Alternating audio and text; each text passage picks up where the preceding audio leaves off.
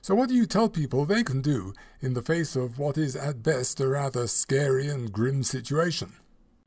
You can identify what you love and pursue that. And so I get that question all the time, obviously, especially from people we would consider relatively young, or at least I would consider relatively young. So college students come up after I'm done speaking, and they say something like, "So what should I do?" And I say, "What do you love?" And they look at me shocked because nobody's ever asked them that question before. They're 25 years old or 22 years old. Never have they been asked that question before. And so they say something like, "Well, I love to play music." And I say, "Well, why don't you do that?" And they say, "Well, because my parents are paying for my college and they don't really see that as a viable enterprise." I say, "Well, okay. So maybe you can negotiate, but I don't think you should give up what you love just because your parents think you need to have a career in finance or whatever." So, I mean, you're going to have to work that out, obviously, all by yourself between you and your parents. And maybe it involves you not going to college on their dime. Maybe it involves you going to college on their dime and pursuing a career while in your spare time doing the things you love. I don't know what that really means, but I would encourage you to identify what it is that you actually love to do and then try to make that happen. I guess I'm just trying to encourage people to pursue a life of excellence, given that our days are numbered and that they always have been.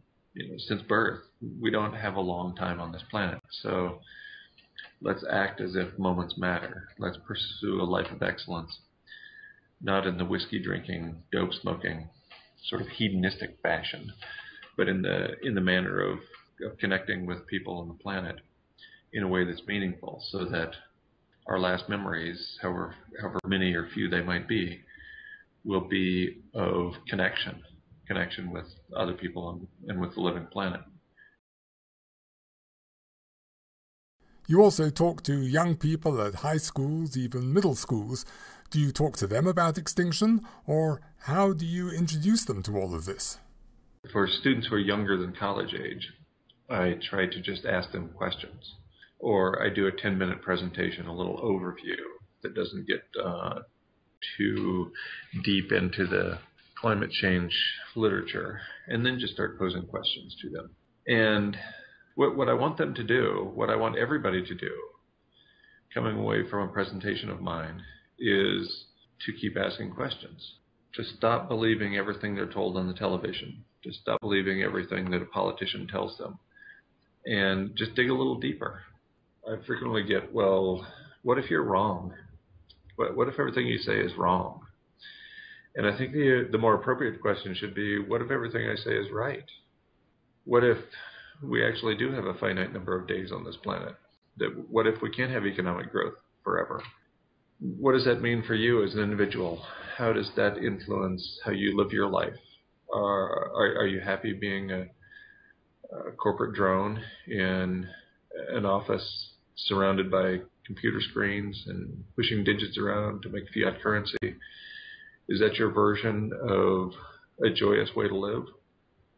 And for some people it is. I've no doubt that there are people out there who are driven to make money, to apply an analytical mind to the process of moving money around, especially other people's money, to further enrich themselves.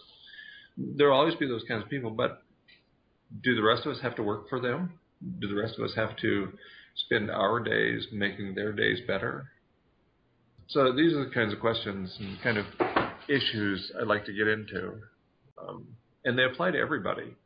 It's not as if there's a 10-year-old out there who shouldn't be asking questions about the system in which they're embedded, about the civilization that they have never questioned, that their parents have never questioned, that their grandparents have never questioned. I don't think it's ever too early to start asking questions like, how should I spend my day? And how should I spend my life? And what should I do today that will make the world a better place for humans and other animals?